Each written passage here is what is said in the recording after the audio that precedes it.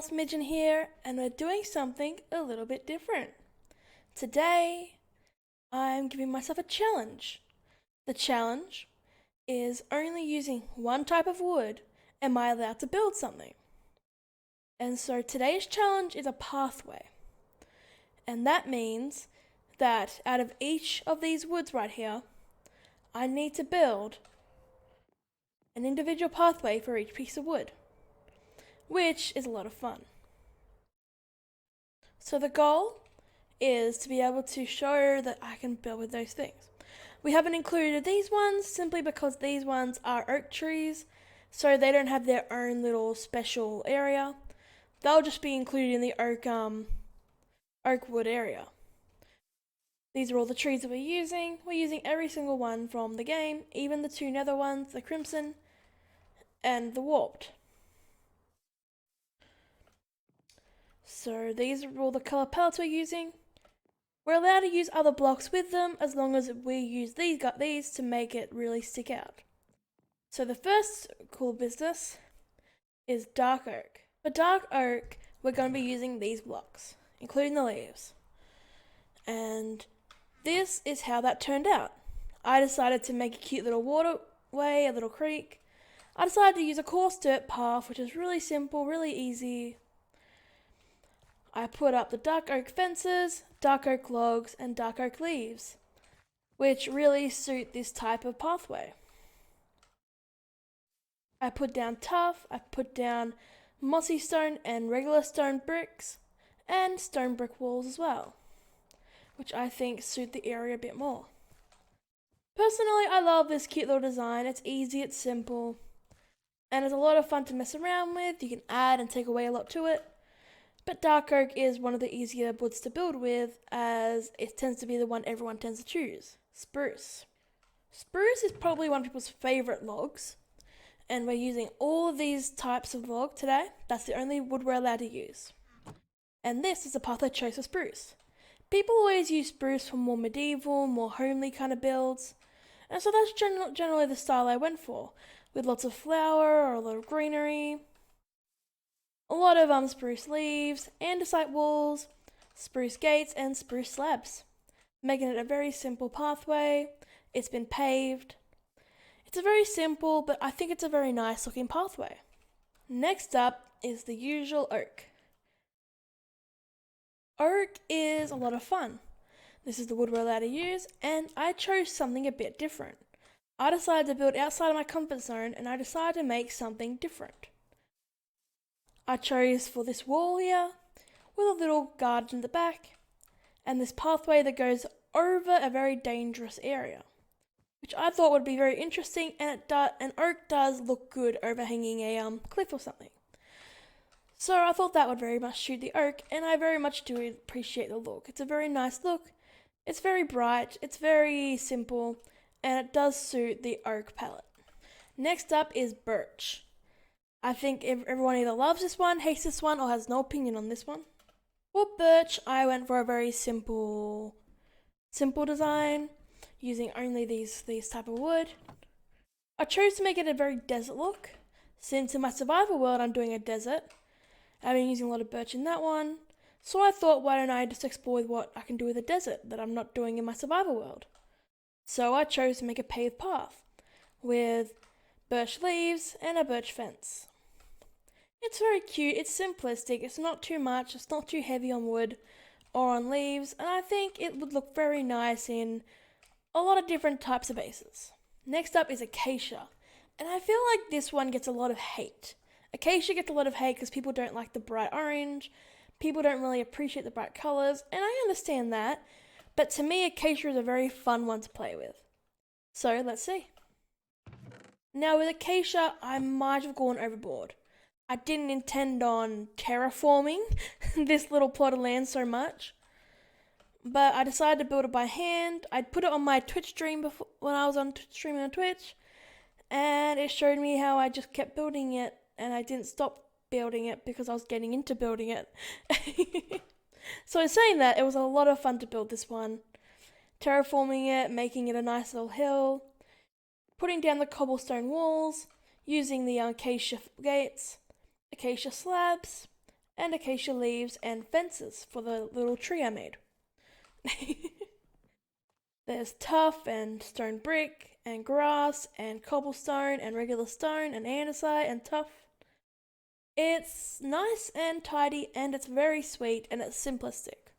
Honestly, I think acacia goes well when it's simplistic and especially well with rocky type scenery with a lot of greys, and it definitely breaks up the greys in a nice way, I think.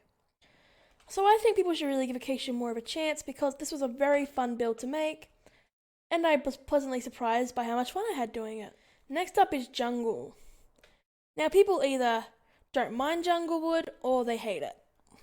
Honestly, I have a lot of fun with jungle wood, especially the strip jungle wood, which I adore for old rotten wood underwater and such, which I will show in the terraforming phase of this little part thing I have going on.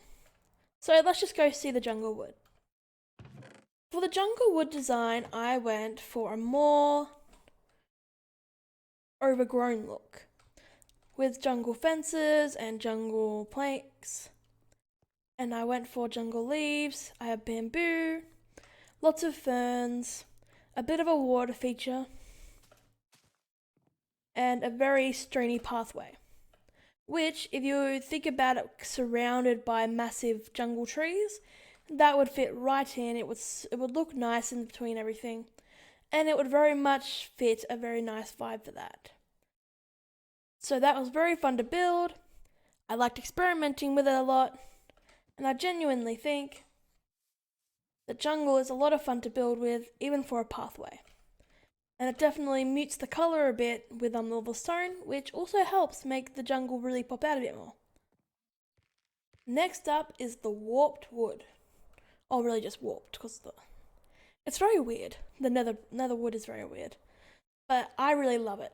My favourite one to build with is the warped wood, because it really sticks out. It's a very nice bright colour, and I really am fond of building with it. And I'm always happy whenever I get that biome in the survival world so I can actually use it in my builds, especially like using the fences. So let's get to the warped wood. For warped wood, I've chosen much more of a simple palette. I've decided to make it a very nethery look because it just really fits in. So we have this little bridge part going over lava.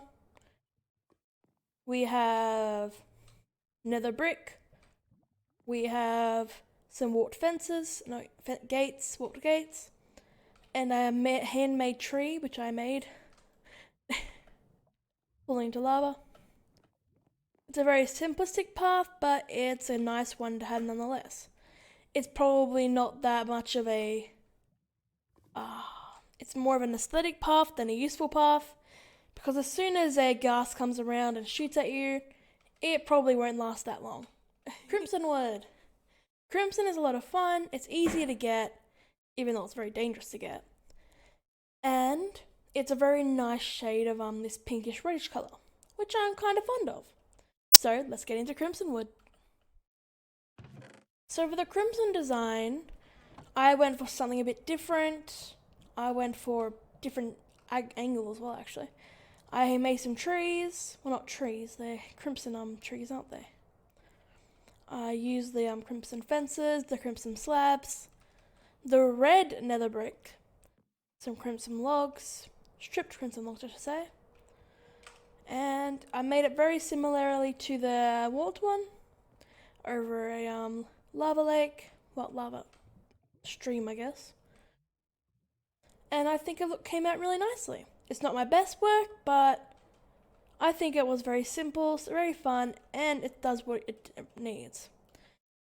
It may not survive very well against a ghast, but aesthetically, it would definitely make it going through the nether a lot easier, and you'll definitely get less lost if you see this thing going straight through everything.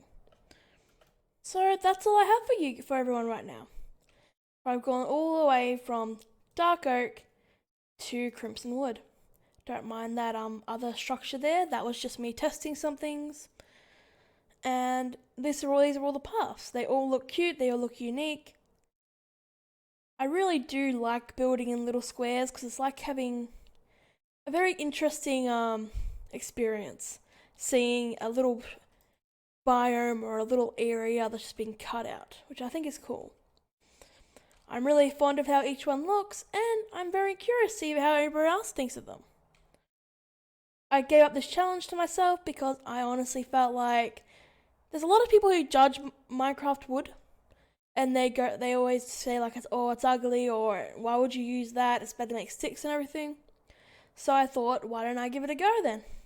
Why don't I see what I can do with that wood? And I'm really happy with the results for the pathway. The next challenge is going to be terraforming.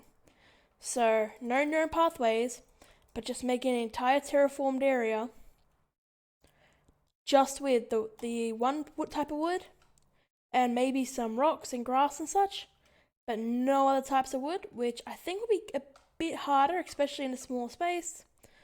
But I believe I can do it pretty nicely. So yeah, I want to know what you think. I'm personally a big fan of all of them. I think they're very simple, very cute, and very useful. So anyway, thank you so very much for for watching this episode. I know this is a bit different to what I usually do with my survival let's plays, but I'm generally happy with what I've accomplished, what I've done, and I really do believe that this will be a very fun idea, and I can't wait to see how it goes. It's very simple, it's very fun, and I feel like this is going to let out a lot of creativity, a lot of simplicity, and that it's going to be a lot of fun to keep going with it, and that being able to explore different types of wood will help my building skills, and hopefully get better at that. So anyway, everyone have a good evening, night, morning, noon. Have a good day. Just have a good day, everybody. Okay? Promise me you'll have a good day. Okay? Also, you're doing the best you can, and I believe in you. I believe that you can keep going. You're doing amazing. And just keep it up. Keep up the good work, and I'll see you next time. Have a lovely day. Bye.